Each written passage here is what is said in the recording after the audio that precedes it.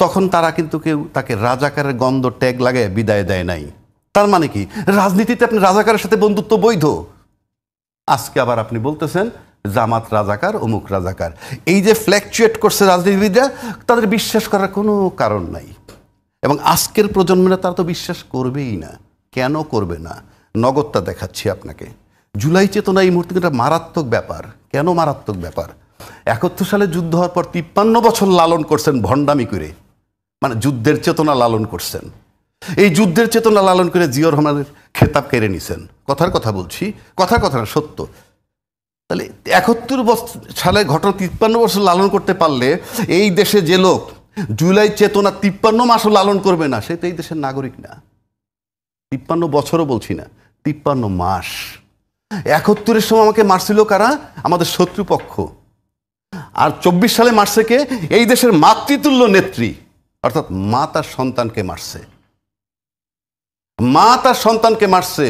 এটা যারা হজম করতে পারে এবং এটাকে তারা ডিনাই করে যাদের বক্তব্যের মাধ্যমে, তাদেরকে এরা বিশ্বাস করবে কেন? সুতরাং ইউ আর টু এনশিওর ইট, যেটা আইনের ভিত্তি আগে দিতে হবে, তারপরে আবার আরেকটা ধাপ। যে বললেন যে তাদেরকে বিশ্বাস করছে, এই যে মাতা যে সন্তানকে হত্যা করেছে, হ্যাঁ, তার পক্ষ কেউ নিয়েছে বাংলাদেশ?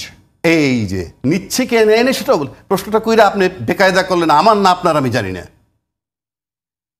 আপনি যে লোকেরা তারাই দিলেন ক্ষমতার থেকে, হ্যাঁ, সেই তো একজন প্রেসিডেন্ট নিয়োগ দিছিল,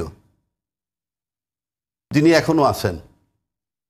তাহলে যে চলে গেল, যাকে তারাই দিলেন, সে যাকে চুজ করছিল, সে কি ফেরেশতা চুজ করছিল না তার খাচ্যতর লোক? তাকে যখন সরাইতে গেল তখন বললেন, যারা দায়িত্বশীল লোক বলল সাংবিধানিক সংকট হবে, তখন তো এই ছাত্ররা মনে করছে এটা জুলাই বিরোধী চেতনা। সিম্পল। কারণ আপনি একটা অংশ তারাই, তার আর একটা অংশকে তারাই দিলে সাংবিধানিক সংকট হবে বলতেছেন। এই বলাই কি হচ্ছে না হচ্ছে বড় কথা না, কিন্তু আমার ভিতরে তো দাগ কাটতেছে। তারপরে আসলো কি, ওই যে দলটা চলে গেল, বিতাড়িত করা হইল, তাদের রাজনীতি নিষিদ্ধ করা হোক।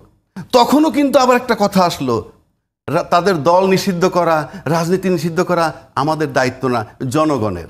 আরেকটা ভেক্টর, এটাও জুলাই চেতনার বিরুদ্ধে যায়। সিম্পল।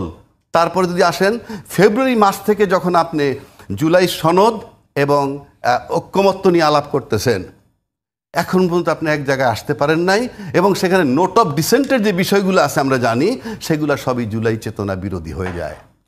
তাহলে আপনি এই যে যারা জুলাই চেতনার পক্ষে আন্দোলন করলো, তারা তো নিশ্চয়ই চাইবে এই যে সকাল বিকেল এক এক রকমের কথা, সুতরাং তারা আইনি ভিত্তিতে আগে চাইবে, এবং এই চাওয়াটা যৌক্তিক।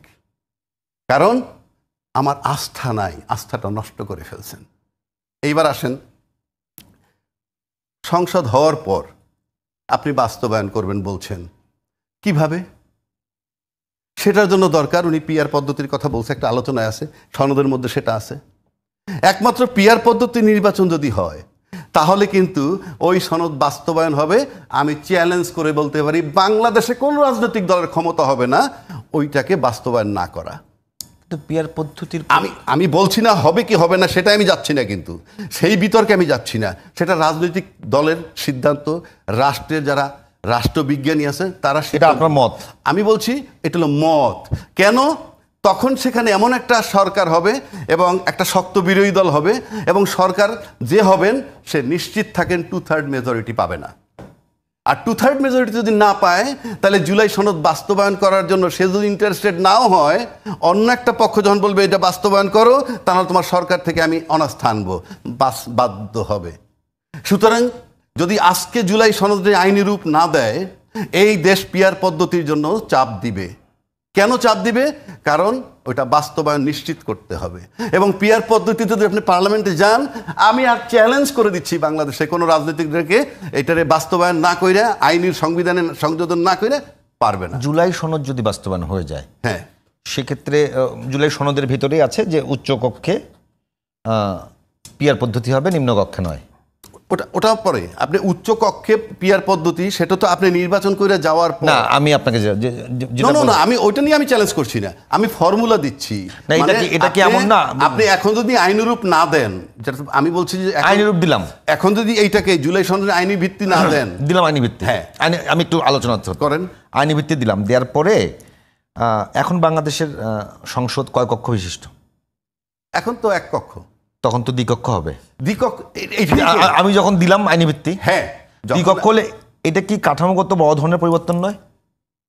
সে তো ভিন্ন কথা, সে তো আপনি সনদ নিয়ে অ্যাপ্রুভাল নিয়ে তখন তোমার নির্বাচনী আর করতে পারবো না, তখন তো গণভোট লাগবে আপনাকে। না না, আমি বলছি এটা একটু বুঝিয়ে দেবেন। বলছি এটার আইনি ভিত্তিটা হলো আপনি একটা সুন্দর গেজেট নোটিফিকেশন তৈরি করবেন, করলাম। গেজেট নোটিফিকেশন দিয়ে এইটা এখানে সংযোজন করতে হবে এবং এটার কোনো পরিবর্তন চলবে না, এটা অ্যাপ্রুভাল দিতে হবে এবং এইটা এইভাবে রাখতে হবে। এইটুকু হলো চ্যালেঞ্জ, আর কোনো চ্যালেঞ্জ নাই। এখন আসেন, এখানে আরও কথা আছে, এটা নিয়ে আরও আলাপ হইতেছে যে যারা যারা স্বাক্ষর করবে তারা যদি আপনি পিআর পদ্ধতি ছাড়া তো সব সংসদেও যাইতে পারবে না। পিআর পদ্ধতি যদি নির্বাচন না হয় তাহলে তো সংসদেও তারা যাইতে পারবে না। আর পিআর পদ্ধতি হলে সব প্রতিনিধি যাবে। আর পিআর পদ্ধতি ছাড়া হইলে একটা দল যদি সিঙ্গেল মেজরিটি নিয়ে যায়, 2/3 মেজরিটি নিয়েও যায়, কথার কথা বলছি, তারা কিন্তু অনেকেই নোট অফ ডিসেন্ট দিয়ে রাখছেন। ওইখানে গিয়ে বলবেন আমি তো অনেক কিছুতে নোট অফ ডিসেন্ট দিয়েই রাখছি, হ্যাঁ আমি কেন পাস করবো? আমি চ্যালেঞ্জ করে বলতে পারি, কারণ আমরা আমাদের রাজনীতিবিদগুলোকে চিনি এবং রাজনীতিবিদরা অকপটে বলে রাজনীতিতে শেষ কথা বলতে কিছু নাই। এই কথাটা যেহেতু আপনি নিজে শুনেন নাই যে রাজনীতিতে শেষ কথা বলতে কিছু নাই, এটা কমন ডায়লগ। আপনি বলতেই পারবেন না, আপনাকে সত্যের উপরে থাকতে হবে।